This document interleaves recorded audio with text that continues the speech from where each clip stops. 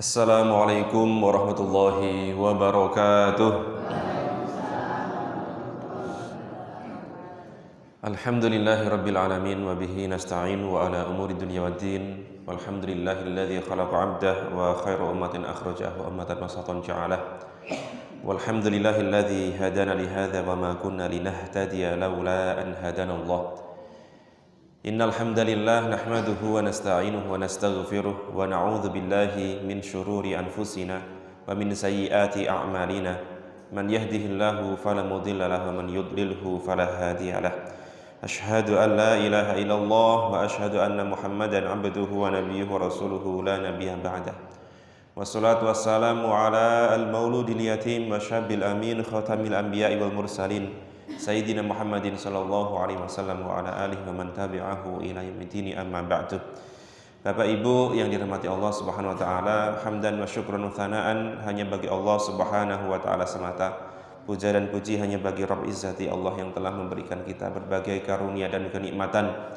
Salawat serta salam senantiasa kita haturkan kepada Nabi besar, Nabi agung, junjungan kita Sayyidina Muhammad sallallahu alaihi wasallam, kepada keluarga beliau, kepada sahabat beliau, lumaber dumateng tabi'in, tabi'ut tabi'in, aulia wal ulama, hingga kula panjenengan ingkang netepi jalane sunai Rasulullah sallallahu alaihi wasallam. Kula panjenengan estu mesti pengin ketemu kalih Rasulullah sallallahu alaihi wasallam. Pait-paite niku nak mboten enten donya, mengkeh nak dibangkitkan kembali dari alam kubur, bertemunya di padang mahsyar dengan Rasulullah sallallahu alaihi wasallam. Amin ya rabbal alamin. Niku pait-paite. Nak legi-legine kula panjenengan nggih jane pengin ketemu kalih Rasulullah dalam mimpi-mimpi kita. Amin ya rabbal alamin nggih. Bapak Ibu, alhamdulillah sakmenika sampun mlebet Syahrul Rajab. Maka story Facebook niku pun mulai muncul donga-donga yang dilantunkan entah dengan biasa ataupun dengan nada-nada. Dongane pripun nak mlebet sasi Rajab nika?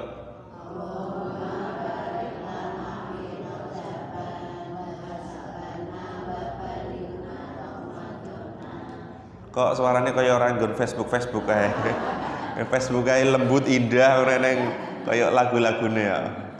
Niki sing bapak-bapak mboten hafal. Allahumma barik lana fi Rajaba wa Sya'bana wa ballighna Ramadhana. Ya Allah, berkahilah kami di bulan Rajab dan Sya'ban, dan sampaikanlah kami kepada bulan Ramadan. Oh, berarti nak pun sasi Rajab niku OTW teng Ramadan tinggal 2 bulan lagi. Niki Rajab kita nggih mboten 1 Rajab niki pun lebet 8 Rajab. Berarti sampun masuk ke hari ke-8 nggih, minggu pertama dari bulan Rajab nggih. Minggu wage 8 Rajab. Wage. Kemudian kita mengetahui bahwa Allah itu mempunyai 12 bilangan bulan. Allah itu mempunyai 12 bilangan bulan. Saya itu merasa kagum ya, ketika ada sebuah fenomena alam tetapi dinaskan, tetapi ditetapkan ada ayatnya dari Al-Qur'an. Nah, hitung-hitungan waktu niku kan janjane nggih napa nggih? Itu perkara duniawi banget toh. Hitung-hitungan waktu niku perkara duniawi banget. Kok ndelalae Allah itu merestui, menetapkan, menyatakan bahwa bilangan-bilangan bulan di dunia ini yang berkaitan dengan waktu hidup kita di dunia ini niku cacahe wonten rolas. Kenapa ada 12 bukan 13? Mas kan podo wae karo bulan-bulan liyane, karo tahun-tahun liyane. Bapak Ibu sekalian mungkin perlu tahu bahwa napa niku tanggalan Masehi niku menjadi 12 bulan niku mboten seketika. Biyen niku mungkin cacahe 10 napa pira ngoten niku. Maka ada penamaan-penamaan dalam bulan Hijriah niku, ada penamaan-penamaan yang tidak sesuai dengan napa niku, nama bulannya niku aslinya. Desember niku wulan kepinten? 12. Padahal desimal niku artinya pinten? Puluhan 10. Jenengan ngertos oktagon. Nak wong gelut nih, bapak-bapak mungkin ngertos nggih. Sekarang gantine tinju niku kan MMA niku lho, Pak. MMA UFC sing gelut rangkul-rangkulan, serekal-serekalan niku. Niku kan namanya oktagon. Oktagon itu maksudnya adalah sebuah gelanggang yang ada 8 sisi dari kata-kata ya niku. Okto niku 8. Napa kok kemudian Oktober bulan keberapa? 10. Artinya penamaan bulan atau penamaan bulan-bulan dalam tahun Masehi itu tidak sesuai dengan aslinya pada awalnya. Artinya bilangan 12 pada bulan Masehi itu sebenarnya adalah bilangan baru. Tapi kemudian dalam kalender Hijriyah alhamdulillah sejak 1400 tahun yang lalu dan kemudian sebelum Nabi Muhammad diutus, bilangan 12 bulan yang dipakai oleh orang-orang Arab itu jumlahnya sejak awal adalah 12. Niku sesekali kita perlu tahu bahwa oh ternyata ada informasi-informasi kealaman.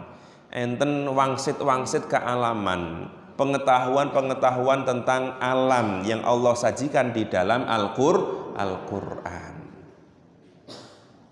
Maka tidak menutupi bahwa orang-orang non-muslim, kalau sering diceritani kalih Gus Pon niku, orang-orang NASA, orang-orang Amerika yang cendekiawan-cendekiawannya, wong-wong pintere Amerika sing tugasnya niku neliti perbintangan astronomi niku mereka mempunyai waktu khusus untuk mempelajari Al-Qur'an padahal mereka non muslim.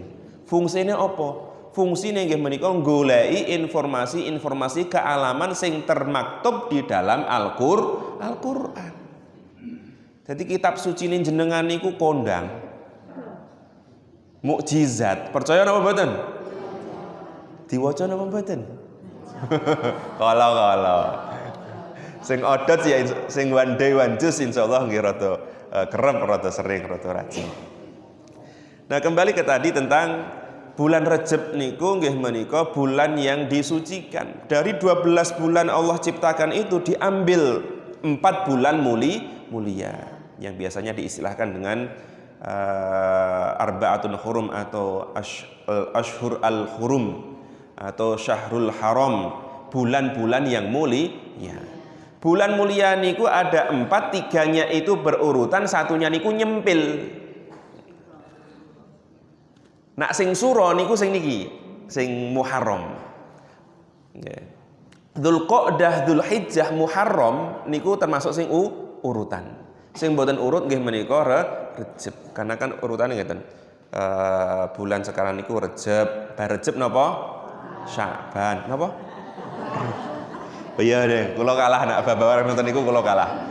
Bar Rejab ruwah nggih. Nah, ngono ustaze adalah jenengan. Kula niku pas agenda napa niku takziah niku pas bar ngaji ngobrol-ngobrol. Jadi niteni apa niku sasi Jawa iki gampang, Mas. Jadi nak pira dikurangi pira, nak keluwihan dadi pira ngoten niku. Sakniki niku sasi pinten nak Jawa? Ketiga napa karo, katiga, kapat atau kalimo? Nggih. Nak sing babagan ngoten niku jenengan luweh fasih. Kembali ke urutan tadi, ada Rejab, ada Ruwah atau Sya'ban, kemudian Ramadan. Bibar Ramadan apa? Syawal. Bibar Syawal Dzulqa'dah, Dzulhijjah, kemudian Muharram. Berarti antara Safar sampai ke Muharram niku keletan 3 wulan nggih. Rajab, Ramadan, Rajab, Sya'ban, Ramadan, Syawal, Dzulqa'dah, Dzulhijjah. Keletan 3 wulan. Nyempil dhewe. Maka nama lain dari Rajab karena dia itu nyempil dhewe, nama lainnya adalah Al-Fardu. Pakai dal mboten pakai dhad. Al-Fard artinya sing ijen, sing nyempil, sing nyisihi, sing nyempil ngoten lah fardun niku. Karena memang rada-rada aneh niku. Dikatakan 4 bulan yang mulia telune niku urutan Dzulqa'dah, Dzulhijjah, Muharram, sijine letan 3 wulan niku nyempil dhewe. Maka nama lain dari bulan Rajab itu adalah Al-Fard. Nama lainnya nggih menika dari bulan Rajab selain Al-Fard adalah Al-Asham. Al-Asham niku napa istilahnya? Nah, secara bahasa niku tunarungu alias budek. Jane mboten budek, bulan kok budek niku pripun? Dikatakan budek karena Rajab itu adalah bulan di mana diharamkan perang karena Rajab adalah bulan yang mulia. Karena diharamkan perang maka tidak ada suara berisik, suara desingan pedang, tombak, orang teriak, orang takbir, orang bergemuruh mboten. Seolah-olah suara itu tenang. Seolah-olah kondisinya itu sunyi. Ora krungu opo-opo. Nah, kata ora krungu opo-opo inilah yang kemudian menjadikan nama Rajab itu sebagai Al-Asham. Budek ngoten niku. Jenengan nak pengen misuh rada alus ngoten niku ya nggo bahasa Arab wae asham. Kepara kepleset ya dadi asem ngoten. Niku budek niku. Itu Rajab secara bahasanya dan secara budayanya kayak gitu. Ngapunten berarti sak jahiliyah orang-orang Arab itu ternyata mereka juga punya kesepakatan. Oh, karena ini sudah bulan mulia, nggih ampun perang riyen. Jadi perangnya di stop ngoten niku. Jangan melakukan peperangan dulu, ini adalah bulan mulia. Dari sinilah kita perlu mengambil pelajaran bahwa ketika kita berkonflik, ketika kita berbeda, bahkan zaman dahulu kita belajar dari dalam tanda kutip peradaban jahiliyah ngoten lah. Sak jahiliyah mereka itu mereka paham yang namanya konsep kemuliaan. Dan ketika sesuatu itu entah tempat, entah waktu kok dimuliakan, maka akan ada aturan-aturan yang mengikat orang-orang yang bersepakat di dalamnya. Mereka bersepakat kalau sudah ada bulan mulia maka jangan perang ya, ngoten niku. Maka itu menjadi muhasabah bagi kita, menjadi pelajaran bagi kita yang istilahnya dinamakan sebagai ummatan wasaton, sebagai umat terpilih, umat yang cerdas, umat Muhammad, umat yang penuh dengan hidayah, umat yang disampaikan kepada kita an-nur, cahaya dan lain sebagainya. Kok kemudian kita tidak punya kesepakatan, tidak punya komitmen terhadap kemuliaan-kemuliaan, maka ada satu hal yang salah, sesuatu yang mungkin nak dibandingin karo wong jahiliyah mereka lebih dalam tanda kutip lebih komitmen dengan kesepakatan itu. Artinya apa? Bulan mulia Rajab menika orang-orang kafir saja, orang-orang jahiliyah saja memuliakannya, apalagi kita sebagai orang muslim. Maka kita harus lebih memuliakan bulan Rajab tersebut. Cara memuliakannya bagaimana? Nah, masyhur dalam kajian-kajian tentang bulan-bulan haram atau bulan-bulan mulia itu, ya seyogyanya, sebaiknya kaum muslimin itu kalau sudah sampai pada bulan-bulan yang haram, bulan haram sanes bulan Muharram ya. Bulan Muharram niku jeneng bulan, nak bulan haram niku sifat atau status sebuah bulan atau kalender. Muharram niku jeneng bulan, tapi kalau dikatakan bulan-bulan haram maksudnya bulan-bulan mulia sing cacahe papat. Kembali kepada kita sebagai seorang muslim, kok sudah sampai pada bulan yang mulia, maka kita harus memuliakan tindak tanduk amalan-amalan kita, memuliakan lisan-lisan kita, memuliakan pandangan kita, tangan, kaki kita. Perbuatan-perbuatan kita seharusnya adalah perbuatan yang lebih mulia daripada bulan-bulan sebelumnya. Karena kita akan ruah, dan ruah setelah itu memasuki bulan Ramadan. Ini Rejab niku bulan persiapan. Yang disiapkan tentu bukan sekedar lauk pauknya, baju-bajunya atau agenda puasanya enggak, tapi yang dipersiapkan adalah hati-hati kita, ruhani kita. Nah, ternyata dalam bulan Rejab itu banyak peristiwa yang sangat mulia. Pertama, Siti Aminah atau Sayyidah Aminah itu mengandung Nabi Muhammad SAW, mulainya adalah pada bulan Rejab. Dadi nek jenengan pengen duwe anak, wis mulai ngono kuwi akhire. Duwe anak kaya Nabi Muhammad Mas ngono kuwi. Ya semua orang pasti ingin dan memiliki cita-cita agar anaknya seperti Nabi Muhammad. Oh, berarti nek Rejab kuwi kiku-kikuke gawene kira-kira bulan apa niku? Berarti bulan wingi niku Jumadil Akhir nggih. Jumadil Akhir. Oh, berarti nek wis Jumadil Akhir siap-siap perbaiki gizi, kemudian dipadukan dengan ilmu modern. Nak pengen lanang iki berarti mboke akeh mangan daging ngoten niku dan sebagainya. Bar niku insyaallah muga-muga rejepe ngandung ngoten niku. Kaya Siti Amin. Nah, kata-kata Siti niku janjane enten. Kan beberapa orang mengatakan Siti kuwi ora, Siti ki seneng Jawa, artinya lemah. Tapi sebenarnya dalam Arab itu istilah Siti, Sidi niku enten. Dia adalah ucapan versi ringkas dari Sayyidati. Sayyidi disingkat menjadi Sidi. Sayyidati disingkat menjadi Siti. Kalau Sayyidi atau Sidi itu ungkapan bagi orang yang umurnya mungkin 40-an, 35 ke atas niku ya Sayyidi, sebagai ungkapan kemuliaan bagi orang-orang yang sampun belum tua ya, tapi dewasa atau sudah mulai usia-usia yang saya sebutkan tadi. Kalau Siti, nah itu bagi perempuannya. Kalau remaja kok dipanggil Siti atau Sidi niku koyok-koyok mboten pantas. Kulo nate ketika masih di Mesir blonjo enten semacam supermarket, kemudian kulo tekok karo pengunjung lain, kulo ngomongnya ya Siti ngoten niku. Dia nggak terima. Nah kan dia pakai cadar. Ya kulo gur nyapa biasa dan pengen tanya, jangan bilang Siti, bilangnya Anisah ngoten niku. Anisah itu ungkapan bagi perempuan-perempuan yang usianya masih remaja. Nah, aku jane nak biyen rodok kendel niku ketoke kuwi kode gen ngajak kenalan ngono. Aku urung mbok-mbok, aku gek enom. Kira-kira ya pantes kenalan karo kowe lah, mungkin dalam hatinya ngoten niku. Tapi kalau doktrinnya Pak ora oleh pacaran, lulus dhisik ngono kuwi. Ya akhirnya ras itu kenalan karo wong Arab kono. Kembali ke tadi, Siti Aminah niku ketika mengandung Nabi Muhammad pertama kalinya adalah di bulan Rajab.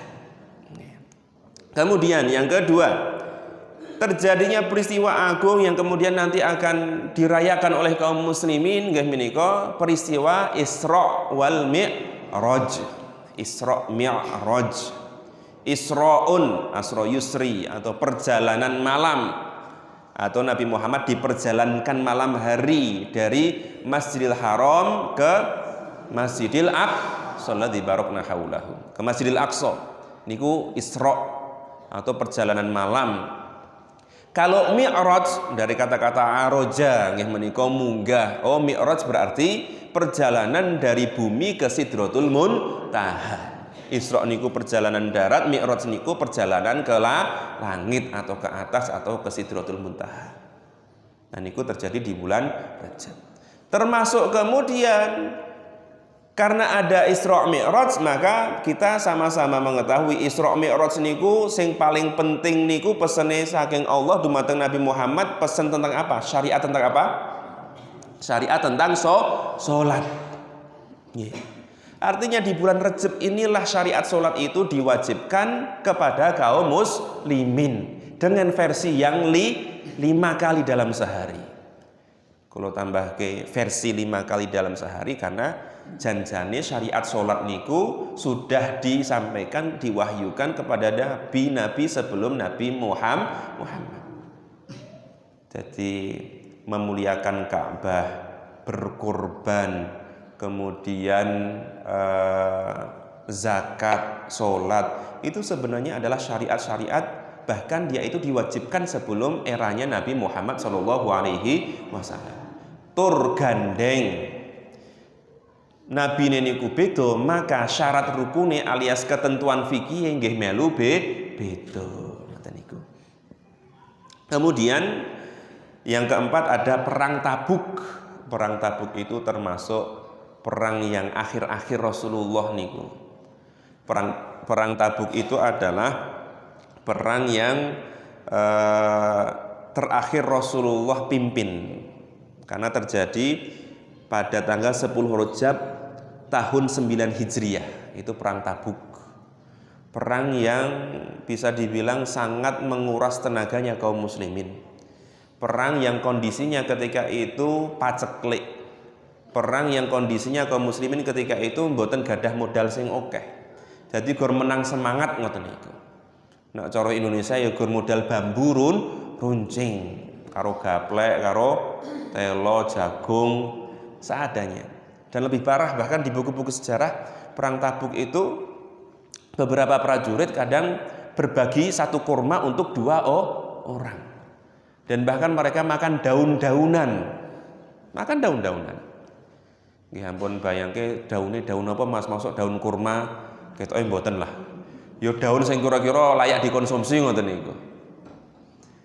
Maka beberapa waktu pas kita mukhoyam atau camping ngoten nggih.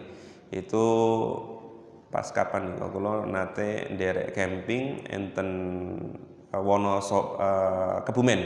Pantai Kebumen 26 jam niku long march, ora itu nggawa apa-apa. Oleh nggawa gor banyu karo korek karo lading. Akhirnya sing dipangan apa? Godhong. Niku pertama kali kita keluar niku jam 1:30 malam. 1:30 malam, kemudian jalan, kemudian sempat sholat subuh di perjalanan, kemudian lanjut waya sarapan rereng panganan, akhirnya mangan godhong. Godhongnya kira-kira napa? Godhong telo. Jadi mangan godhong telo. Rada awan alhamdulillah entuk degan. Rada awan meneh jam 2 niku kita sampai pada kebun semongko. Maling no Mas, ora maling, sisa-sisa semongko. Sing boleren, sing anyep, sing ora itu era enak dipangan niku ditinggalke kabeh dan niku damel banjaan kanca-kanca. Ya kadang nak anake panjenengan melu pramuka, melu kemah eneng sekolah, kok eneng sesi-sesi ning ngono kuwi, ampun langsung diprotes sekolahe. Ampun langsung neng sekolah nggawa HP nyotang-nyoteng, bar kuwi inilah sekolah zalim anak saya dimakani daun ngono kuwi. Iya, konteksnya adalah napa niku penguatan mental, kemudian pramuka, ngono-ngono kuwi kadang nggih perlu diajari selama aman. Nah, enten kedadosan mboten aman. Jadi karena salah edukasi, dia mengira bahwa kabeh jamur ki enak dan iso dipangan. Akhirnya dhek jikuk jamur sing cedhak kandang pitik. Akhirnya napa? Keracunan. Ada 7 orang nih keracunan. Disanggane wah iki penemuan enak iki jamur iki. Tapi nak jamur cedak kandang pitik niku biasanya malah bahaya, ada racunnya dan lain sebagainya. Niku sing ngoten-ngoten niku penempaan. Idep-idep melu-melu ngrasake apa sing dirasake para sahabat. Perang fisabilillah, fasilitas terbatas, modal terbatas, akhirnya mangan daun, mangan godhong. Kemudian yang kelima adalah pembebasan Baitul Maqdis untuk yang kedua kalinya. Karena setelah dulu dibebaskan oleh kaum muslimin di eranya Umar bin Khattab, kemudian datang pasukan Romawi meleh. Romawi niku sakniki memang Roma enten Italia.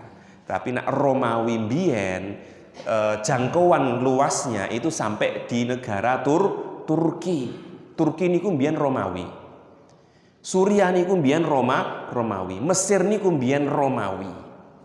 Ngoten niku. Jadi Imperium Romawi atau Kekaisaran Romawi. Nah niku di tahun itu di tanggal 27 Rajab tahunnya 500-an Hijriah.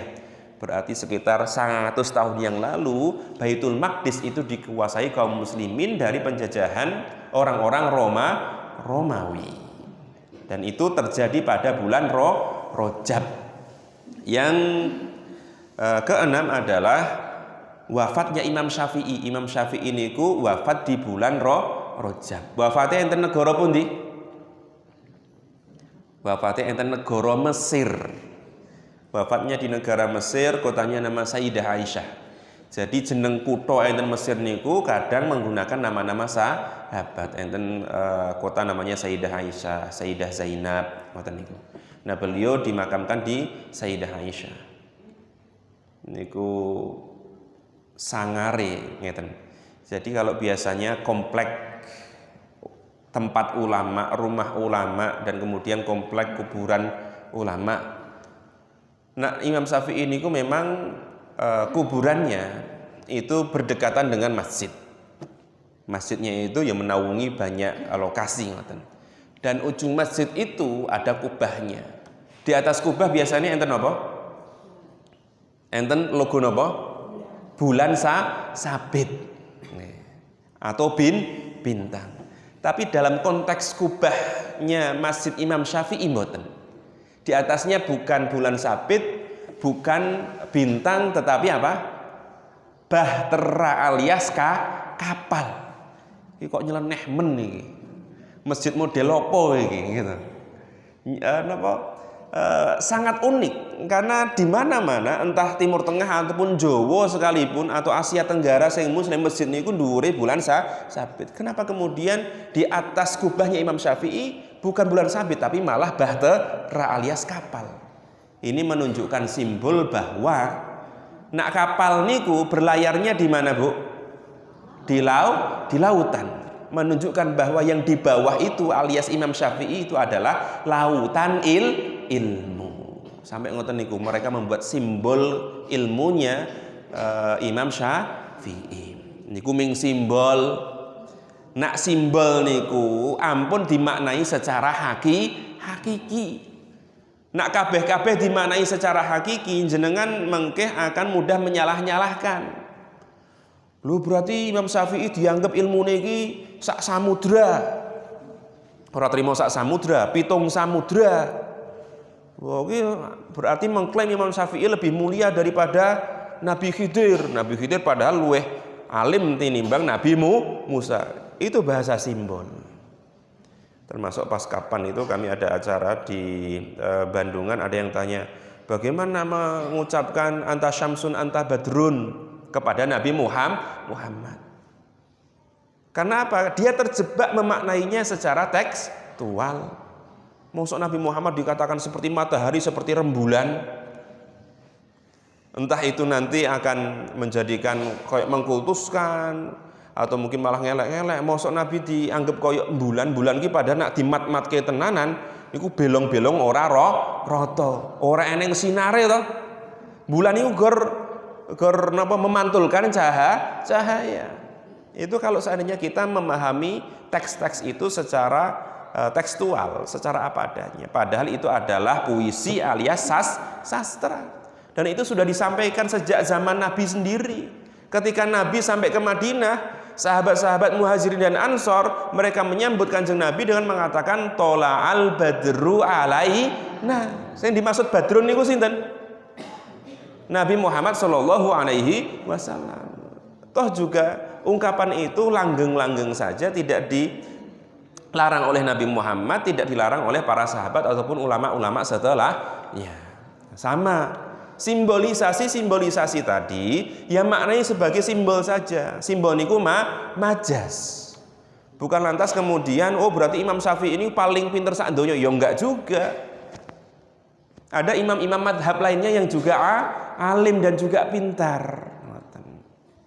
Nah, itu kira-kira peristiwa yang di bulan Rajab terakhir adalah runtuhnya khalifah atau kekhilafahan Turki Utsmani. Nah, jenengan krungu Turki niku maksudnya kalau sekarang adalah negara, tapi kalau dulu dia adalah pusat pemerintahan dari khilafah Islamiyah. Tahun piro kae ketoke usum sinetron drama saka Turki. Jenengan ketoke ya udah wis khatam iki. Sing ibu-ibu dereng. Oh, padha lah nakno.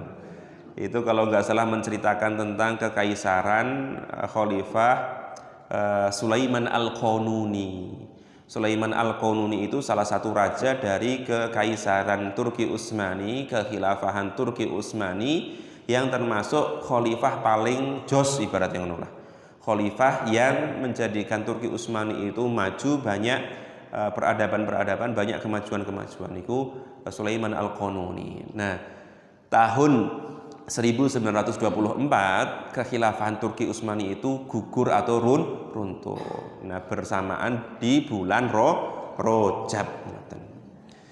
Itu Bapak Ibu kira-kira mukaddimah kita di bulan Rajab ini. Maka alhamdulillah kalau seandainya ada masjid-masjid yang nak khutbah Jumat itu di awal Jumat itu menyampaikan tentang bulan-bulan yang berkaitan. Contoh kok niki Jumat pertama dari bulan Rajab, ya kita inginkan agar ceramah-ceramah yang disampaikan itu kaitannya dengan bulan Rajab.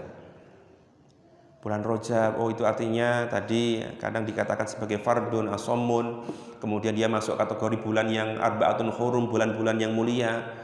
Mulianya karena apa dan lain sebagainya itu disampaikan.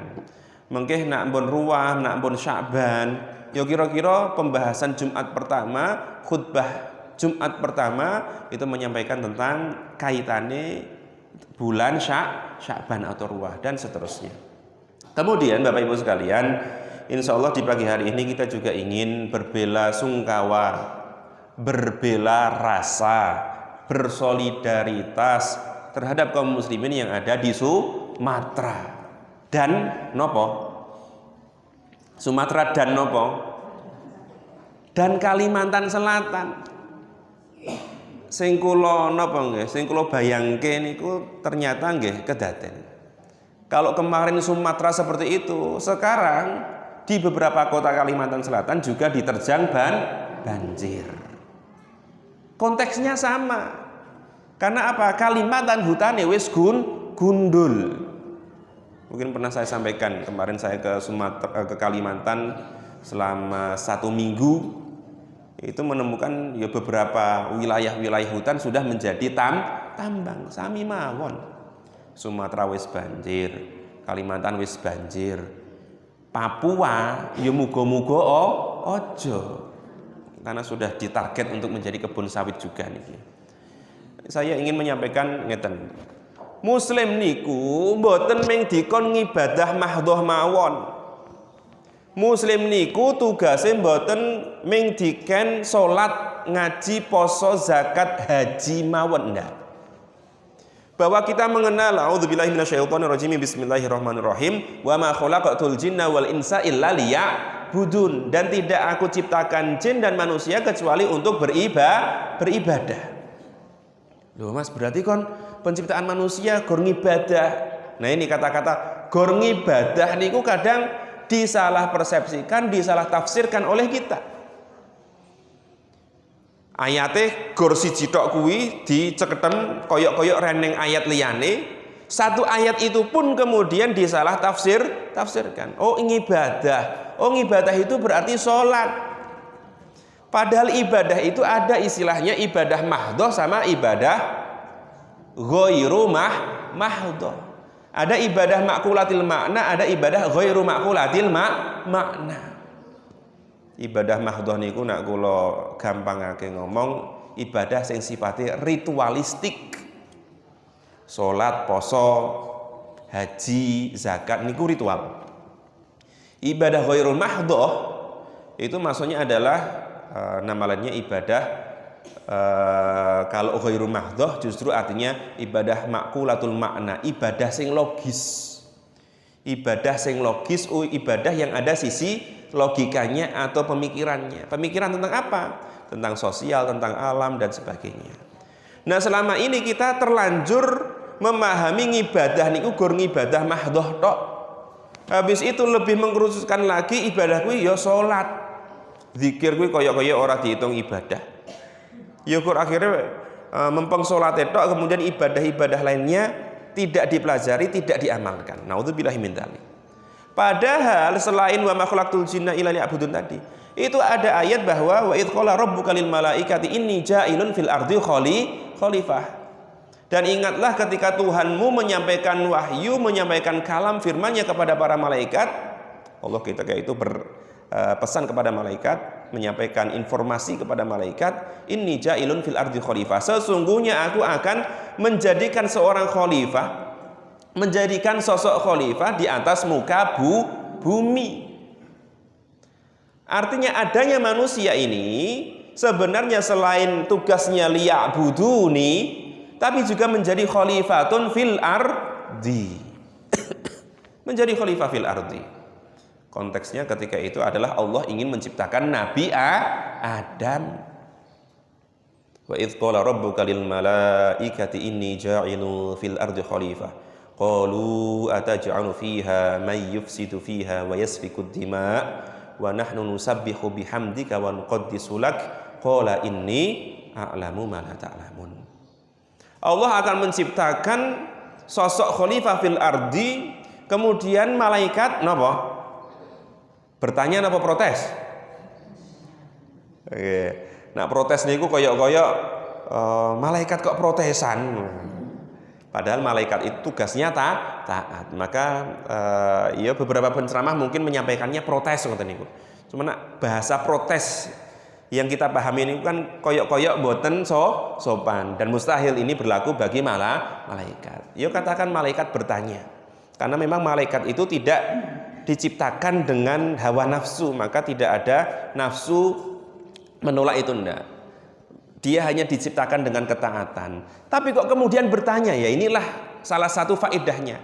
Oh ternyata taat itu tidak lantas dilarang untuk bertanya. Pertanyaan itu tidak selalu artinya adalah pembangkangan. Pertanyaan itu tidak selalu artinya ngeyelan, protesan. Enggak. Apalagi bermaksiat, naudzubillah min dzalik, enggak. Jadi malaikat pada akhirnya bertanya, ya Allah, apakah engkau akan menciptakan sosok yang melakukan yufsidu fiha, melakukan kerusakan, wa yasfikud dima, dan melakukan pembunuhan. Niku malaikat ngomong ngoten niku. Maka kemudian Allah menjawab, qala ini a'lamu ma la ta'lamun.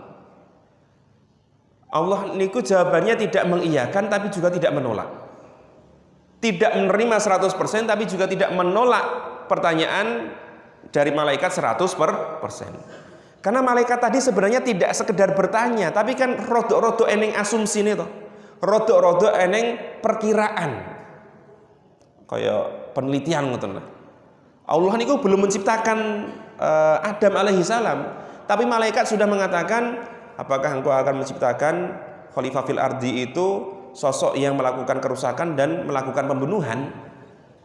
Karena apa? Karena memang Nabi Adam sudah menumbuhkan sosok makhluk yang diciptakan oleh Allah, dipasrahkan, ditempatkan di bumi, tapi mereka melakukan yufsidu fiha wa yasfiku dima, melakukan kerusakan dan melakukan pembunuhan.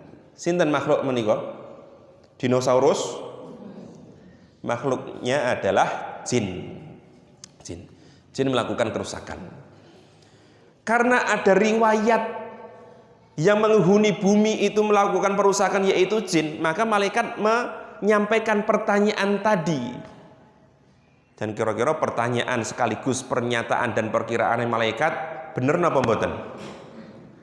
Bahwa makhluk yang di bumi melakukan kerusakan dan pembunuhan, bener napa mboten? Nggih enten bener deh. Tapi sekali lagi jawaban Allah tadi, a'lamu ma la ta'lamun. Aku mengetahui sesuatu yang tidak kalian ketahui. Yang diketahui malaikat tadi kerusakan. Yang tidak diketahui malaikat adalah bahwa dari manusia ini akan muncul alim-alim, akan muncul aulia, anbiya dan rasul. Maka kemudian Allah menciptakan Nabi Adam dan memodalinya dengan ilmu. Wa 'allama Adamal asma'a kullaha tsumma 'aradahum 'alal malaikati.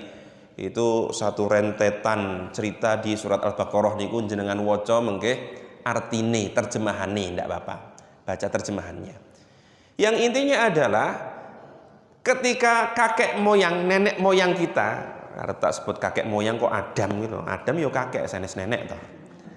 Nenek moyang kita Nabi Adam alaihi salam ketika diciptakan kemudian diadu tanding dengan malaikat dan Allah sudah mengajarkan ilmu-ilmu asma kepada Nabi Adam, maka sing menang ketika itu sing ndi?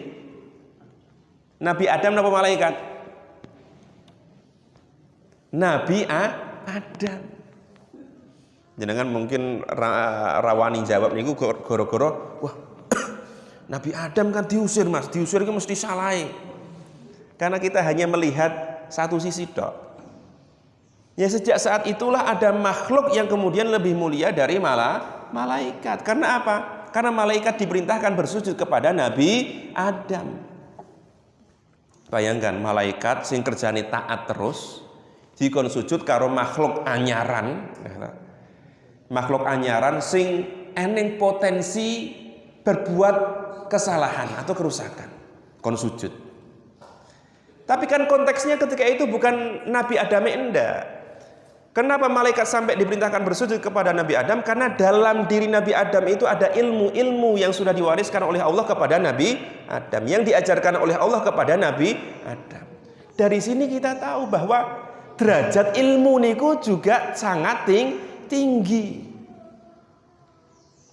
Jadi kalau bab tentang ilmu niku maka ya ulama akan mengatakan bahwa al-alim itu afdhalu minal abid. Wong sing alim niku luwih mulya bangane wong sing ahli ibadah. Wong alim niku bukan lantas artine ngalim tok tapi ra ngibadah, mboten ngoten.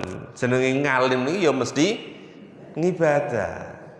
Ngalim di sini bukan artinya doktor, S2, S3, S tong-tong, es krim mboten. Alim niki mboten SS-an mboten. Gus-gus yai-yai, yo nak sing Gus alim tenanan nggih enten, yai alim tenanan nggih enten, ustaz syekh alim tenanan nggih enten. Nah, alim-alim ngoten niku lebih mulia daripada abid. Maka kemudian Nabi Adam yang diajarkan oleh Allah asma-asma, nama-nama benda, itu kemudian dengan ilmunya diperintahkan malaikat bersujud kepadanya, dan dengan ilmunya beliau menjadi khalifatun fil ardi. Nah ini masuk tentang Sumatera. Kalau ingin ngimutkan bahwa ngeten, manusia itu ditempatkan di bumi selain mengibadah dumateng Allah, tapi juga punya tanggung jawab khalifah fil ardi. Nak ngibadah dumateng Allah jenenge ibadah vertikal, muamalah ma'allah. Nak khalifah fil ardi tegese ibadah horizontal alias muamalah ma'an nas. Nah ayat wa ma khalaqtul jinna wal insa illa liya'budun itu ayat tentang muamalah ma Allah. Tapi kalau ja'ilun fil ardi khalifah itu adalah ayat tentang muamalah ma'an nas, ma'al alam, ma'al ardi ini. Oh ternyata manusia itu ditugasi untuk menjadi khalifah fil ardi. Dan ternyata khalifah fil ardi itu modal utamanya adalah ilmu. Kaya dene Nabi Adam niku lho. Nabi Adam untuk menjadi khalifah fil ardi dibekali oleh Allah dengan ilmu. Maka kalau seandainya khalifah fil ardi ini mereka diberikan wewenang untuk ngurus hutan tidak dengan ilmu, ngurus lautan tidak dengan ilmu, ngurus menungso tidak dengan ilmu, ngurus pasar tidak dengan ilmu, maka itu adalah bentuk kemaksiatan kita kepada Allah Subhanahu wa taala karena kita tidak amanah dengan khilafah fil ardi. Apunten nak jenengan krungu khalifah atau khilafah niku ora perlu wedi. Ora perlu wedi. Khalifah atau khilafah itu kan wingi eneng klub, eneng kelompok sing ideologine adalah khilafah Mas, wis dibubarke. Kok jenengan melu-melu ngomong Mas Rois, melu-melu ngomong khalifah khilafah fil ardi ki apa ya? Mas Rois melu-melu kelompoke kuwi. Jadi Bapak Ibu sekalian, kata-kata khalifah, khilafah, istakhlafa yastakhlifu fil ardi itu ada dalam Al-Qur'an. Bahwa sekelompok orang mengklaim khilafah itu ya berarti harus mengganti demokrasi, berarti Pak Prabowo turun diganti dengan khilafah. Nah, itu tidak benar. Kita tidak setuju dengan makna khilafah seperti itu. Yang memahami khilafah dengan makna diantaranya adalah mengkafir-kafirkan pemerintahan, mengharam-haramkan sistem pemerintahan yang sekarang kita punya, mengharam-haramkan nasionalisme. Kita nggak setuju dengan itu. Nasionalisme tetap kita junjung tinggi. NKRI ya kudune harga mati, kudune. Nah, sementara sekarang ada yang harga nego atau bahkan obral-obralan niku ya berarti masuk kategori khianatan fi khilafatil ardi. Kalau khalifah fil ardi yang kita maksud di sini adalah manusia itu punya tugas untuk menjaga alam, punya tugas melestarikan lingkungan. Itu khalifah fil ardi. Maka kula panjenengan itu sebenarnya melekat pada diri kita itu beban-beban khilafah, beban-beban untuk menjaga bumi kita sesuai dengan pijakan kita masing-masing. Sing dipasrahi ngrawat hutan ya berarti dia punya wewenang, punya amanah kekhilafahan dalam jaga hutan. Sing diamanahi untuk menjaga laut ya dia punya amanah khilafah untuk menjaga laut. Sing bupati, camat, kemudian kepala sekolah, kepala lembaga, kepala dinas dan lain sebagainya, menteri-menteri, ya mereka punya wewenang kekhilafahan. Tapi kemudian sebagian orang itu berarti ora kabeh. Nah, kepeksa rada akeh ya anggap saja oknum. Walaupun oknumnya mayoritas. Mbok menawa ngoten niku. Kembali ke tadi bahwa sebagian orang yang dalam takdir mereka dijadikan sementara waktu ini sebagai khalifah-khalifah di bidangnya masing-masing, mereka menyalah tafsirkan khalifah itu artinya adalah wakil Allah, bukan pemilik. Khalifah fil ardi itu berarti dia mewakili Allah untuk memakmurkan bumi, menjaga bumi, bukan memiliki bumi, bukan memiliki hutan, bukan memiliki laut, enggak. Beliau-beliau itu sebenarnya adalah wakil Allah, wakilnya masyarakat. Tapi karena mereka napa nggih kerasukan ya jin-jin mau sing yufsidu fiha wa yasfiku dima. Akhirnya melakukan yufsidu fiha wa yasfiku dima, melakukan kerusakan-kerusakan. Melakukan pembunuhan-pembunuhan secara langsung ataupun tidak langsung. Kalau seandainya ada masyarakat kok gampang tempur, gampang bunuh-bunuhan, itu ya bisa jadi perangkat hukum keamanannya tidak berjalan, atau bisa jadi memang dibiarkan untuk berkonflik. Dan teori itu ada, realitanya juga ada. Tapi kalau konspirasi itu kan susah untuk membuktikannya.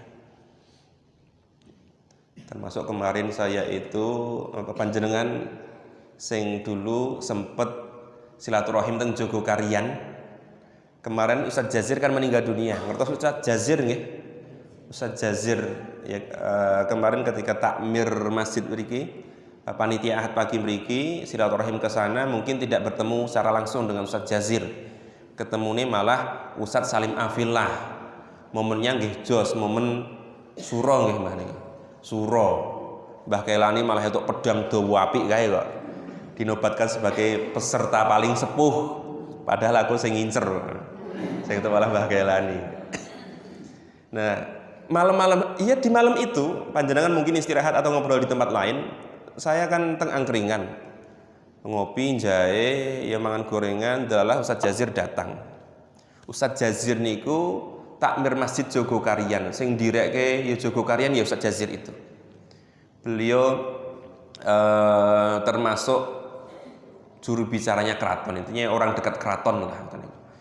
Ketika dulu undang-undang Yogyakarta yang berkaitan dengan wong Cina ora oleh duweni lemah neng Ngayogyakarta, gitu. Dan itu kan sempat digugat teng Jakarta mriko.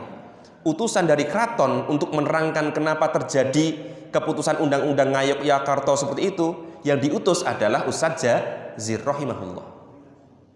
Beliau menyampaikan bahwa konspirasi-konspirasi untuk mengkerdilkan umat Islam itu ada. Beliau bercerita tentang Jogokarian itu sampai jam 12:30 niku, Bu. Jam 10 sampai jam 12:30. Kula nggih mboten sengaja. Pas ning angkringan kok ndelalae Yai Jazir almarhum niku rawuh kemudian ngobrol tentang pergerakan, tentang politik, tentang dakwah, tentang bagaimana Jogokaryan itu beberapa kali akan disusupi. Bahwa konspirasi itu memang ada. Ada orang-orang yang sengaja untuk melemahkan umat Islam. Nah, kembali ke tadi tentang kerusakan-kerusakan yang ada di muka bumi tadi. Mereka mengklaim sebagai pemilik, ini yang salah.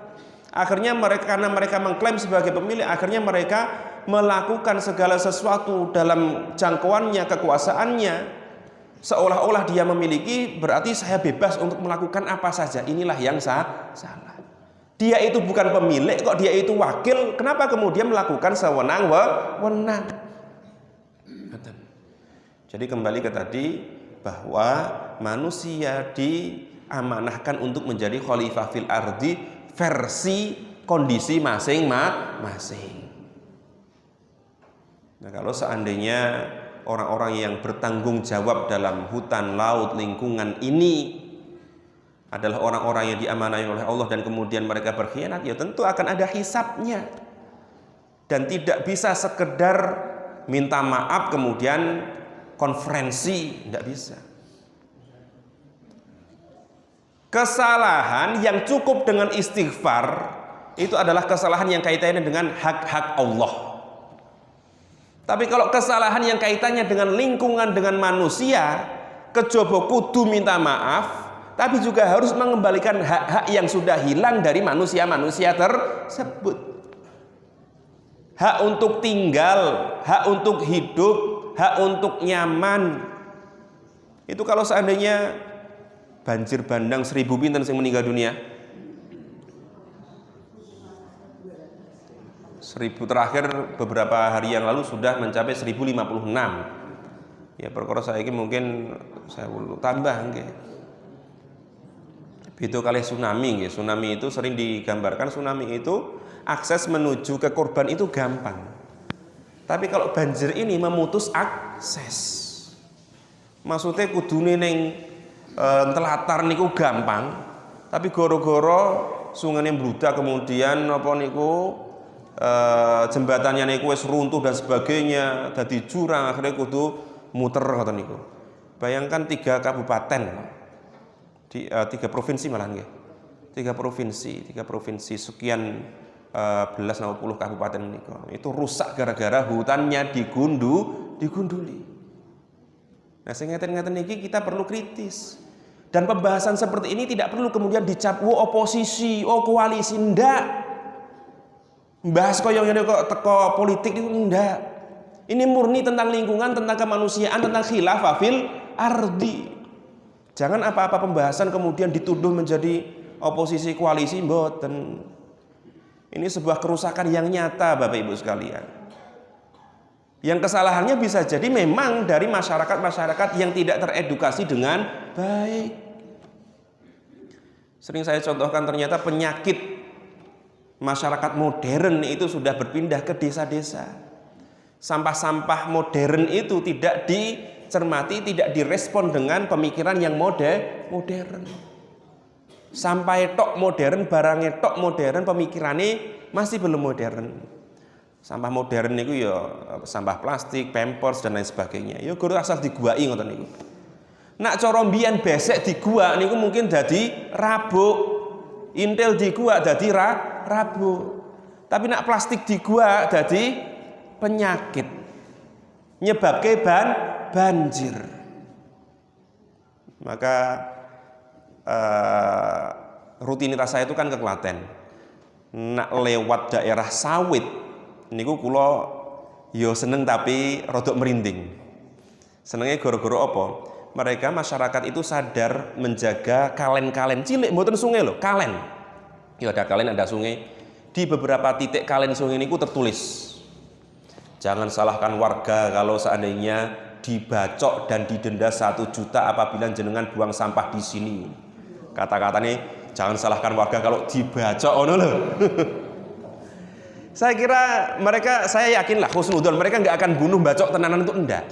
Mereka hanya mengekspresikan kemangkelan dalam hati, kok iso-iso nek eneng menungso sing jarene duwe akal buang sampah sembarangan.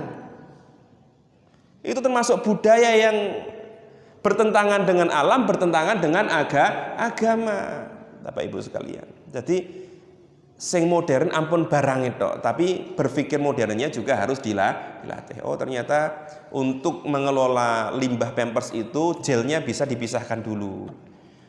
Gel Pampers niku kan jerone enten gele to sing nyerap air niku. Gel itu ternyata dia bisa dibuang di kloset, bisa dibuang di tanah ngoten niku. Gele lho ya. Nak bungkuse niku kudu diobong.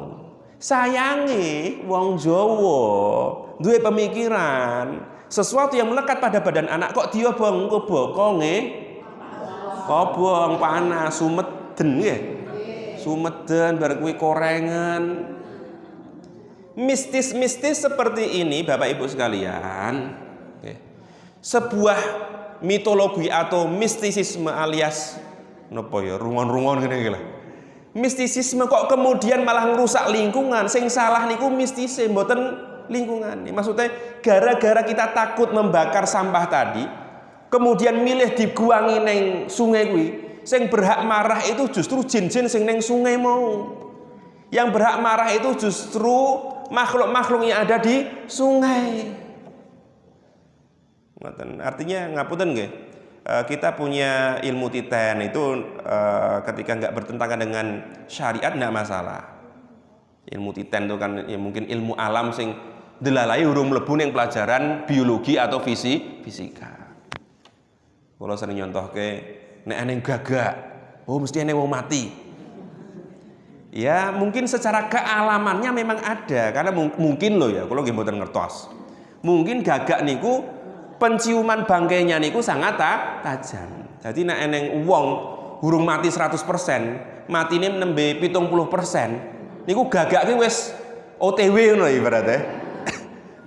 Kan dia indera penciumannya itu sangat tajam ngoten niku. Urung sido mati lah ibaratnya kayak malaikat Israel niku nembe narik 20% niku gagake wis mampu iki wis 20% wis dadi bangkai iki. Wis OTW wis do kumpul-kumpul ngoten niku. Mbok menawa ngono kuwi. Niku contoh-contoh ilmu titen yang bisa jadi memang ada kaitannya dengan ilmu alam. Tapi nak perilaku tadi wedi gara-gara sumeden bar kuwi diguangi neng kali. Sing lara ati iki sing neng kali. Ya kuwi jine, ya kuwi iwake, ya kuwi nang apa meneh kali niku. Ya wong sing mancing barang to. Sakniki ra mungkin ana wong gelem mancing nang ngisor jembatan telatar niku ra mungkin. Isine gur laran tok niku. Iwak-iwak ya wegah ning kono niku. Nah ini cerminan dari diri kita Bapak Ibu sekalian. Nak jembatan niku wilayah sinten to? Pager napa telatar? Mungkin pengajuan proposal untuk niku lah menghimbau masyarakat agar tidak membuang sampah di jembatan itu ngoten.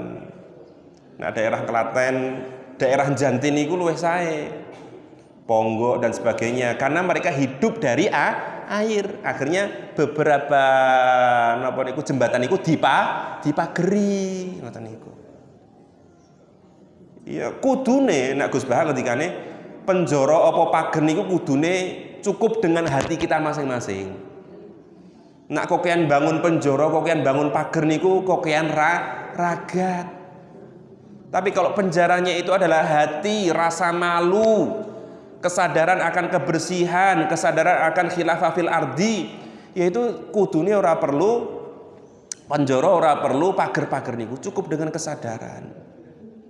Niku loh. Ini perlu kita sampaikan agar apa? Agar Islam itu tidak dianggap sebagai agama sing kuno, sing ngurusi ibadah tok. Islam itu juga ada ayat-ayat yang membahas tentang alam. Nah mungkin wallahu a'lam di momen apa monggo silahkan diteruskan niku PKK napa mungkin dawis gitu, dawis atau pengajian di lingkungan RT masing-masing atau mungkin sesekali ketika khutbah Jumat ayat-ayat yang kaitannya dengan menjaga kelestarian lingkungan alam itu perlu disampaikan. Agar apa? Agar ayat khalifah fil ardi niku mboten dianaktirikan. Angger bahas tentang menungso mesti ayatnya gor ilal ya'budun. Lupa bahwa ternyata di antara ibadah non mahdhah Di antara ibadah yang makulatil makna, ibadah yang kaitannya dengan lingkungan itu juga ada ayat-ayat yang membahasnya, dan kita juga punya kewajiban, ya fardu juga. Kemudian sekarang ini kan kita menerapkan hukum fardu sunnah itu pada ibadah tok, pada fikih tok nggih. Ya kudune nak ngeten-ngeten niki kewajiban menjaga alam niku ya adalah kewajiban kita semuanya. Bahkan kemudian Bapak Ibu ada istilahnya, orang-orang kalau ingin memanfaatkan alam itu ada amdalnya. Ngertos amdal? Analisis mengenai dampak lingkungan. Yang kalau dalam bahasa Arab, dalam kaidah usul fikih niku, kaidah fikhiyah mengatakan darul mafasid muqaddamun ala jalbil masoleh. Meninggalkan kerusakan itu harus lebih diutamakan daripada mengambil manfaat. Kok dari kita memanfaatkan ini timbul kerusakan yang parah, ya ojo dimanfaatke, ibaratnya ngoten niku. Oh, tetapi ini kita manfaatkan ini, ada kerusakan ini tapi bisa diperbaiki. Kalaupun nggak bisa diperbaiki tapi prosentasenya meng sithik, mungkin masih bisa manfaatkan. Saya berbicara seperti ini bukan lantas anti tambang, anti alam, ndak. Niku kira-kira jedul langsung saka downloadan internet napa yo eneng tambang ini niki. Eneng tambang itu. Baterai niku kan saking litium nikel niku. Kemudian lah niki lampu-lampu jam itu lampune yo gek urip iki. Nah kira-kira beto banyu napa beto batu bara? Ya batu bara. Artinya apa? Kita Islam tidak melarang manusia untuk memanfaatkan apa yang ada di bumi, tapi ada aturannya. Kalau aturan agama bunyinya adalah darul mafasid muqaddamun alal jalbil masoleh. Nah, aturan undang-undang negara bunyinya adalah amdal, analisis mengenai dampak lingkungan. Terus kan ya tadi bocor terus. Wis roh sangihe, pulau kecil. Nah, pulau kecil itu nggak boleh untuk ditambang apapun, nggak boleh. Tapi yo ditambang emasnya, wakil bupatinya mati. Isunya gara-gara dia menolak izin tambang, mati neng montor mabur. Nak mati neng montor mabur jenengan kudune kelingan karo almarhum Munir. Bayangkan banyak sekali aktivis-aktivis lingkungan yang mati dalam kondisi zalim. Lamongan iku enten Salim Kancil mempertahankan wilayahnya, nggak mau ditambangi pasir. Akhirnya napa? Dipecel ndase. Oleh aparat enggak, oleh tetangga dia, oleh perangkat lingkungan dia. Kemudian Abi Kusno, dia wartawan memberitakan liputan tentang penambangan hutan, ya penggundulan hutan dan sebagainya. Awalnya diteror, dirijine tugel kabeh. Karena kan dia wartawan, kudune nulis betul ketikan kan, dirijine tugel. Mriki bacokan 70-an. Gek urip. Tapi vokal lagi, arti dia terdolimi seperti itu, kemudian masih hidup, dia tetap menyuarakan tentang lingkungan tadi. Akhirnya apa? Dibunuh. Bapak Ibu sekalian, ya tadi itu informasi-informasi sing janjane enten internet enten.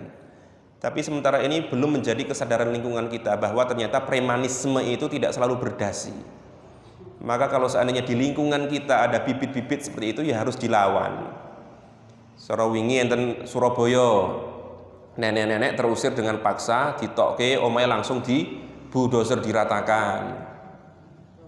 Ya terlepas dari ada kasus jual beli dan sebagainya, ya itu termasuk premanisme. Lawan nenek-nenek 80 tahun ditekake ormas sak grup karo bulldozer.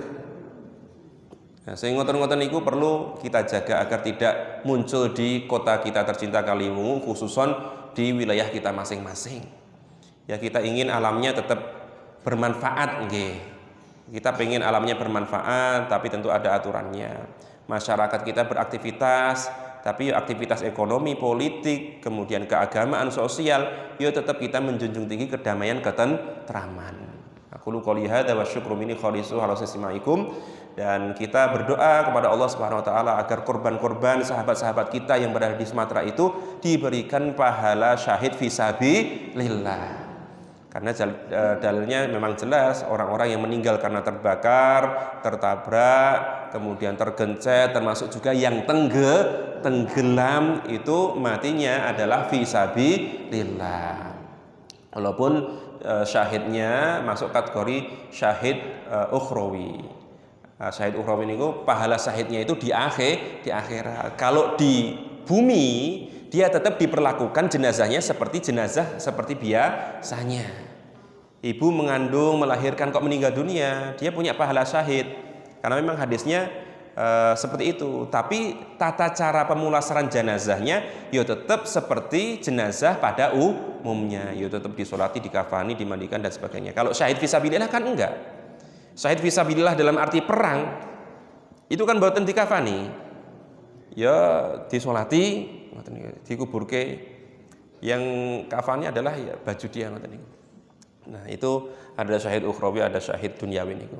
Nah kita ingin mendoakan agar sahabat-sahabat kita yang seribuan itu, apalagi Sumatera mayoritasnya adalah muslim, mereka meninggal dalam kondisi tenggelam air, tenggelam lumpur dengan kedalaman 3 meter.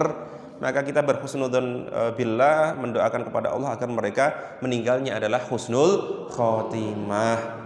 Dan semoga bantuan-bantuan, donasi panjenengan itu juga tersampaikan dan aman sampai kepada pemiliknya. Ini pasti akan membutuhkan waktu yang panjang Bapak Ibu sekalian.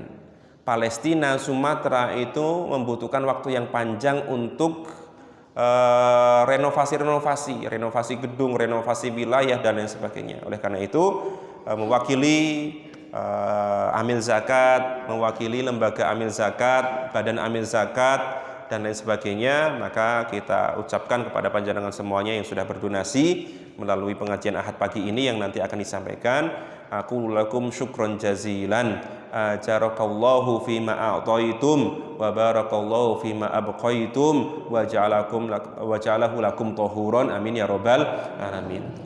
Allahumma shalli ala sayyidina Muhammadin hamdan syakirin, hamdan na'imin, hamdan yuafi ni'amahu yukafi mazidah. Ya Rabbana lakal hamdu kama yanbaghi li jalali wajhikal karim wa 'azimi sultanik.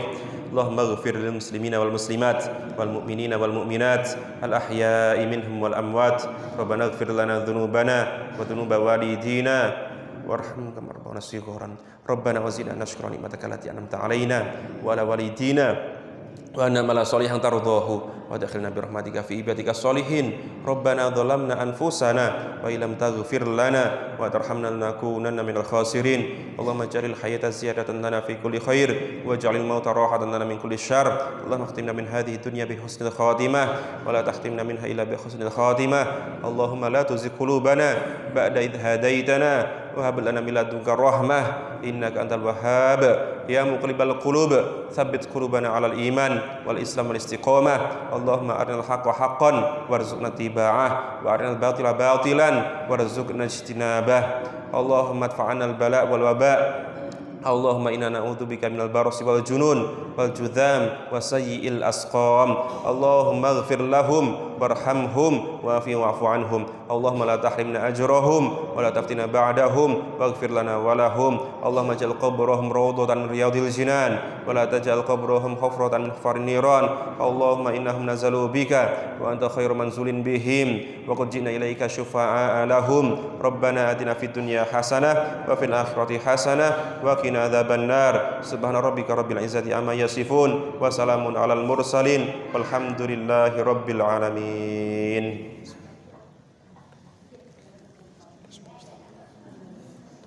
Hadirin jamaah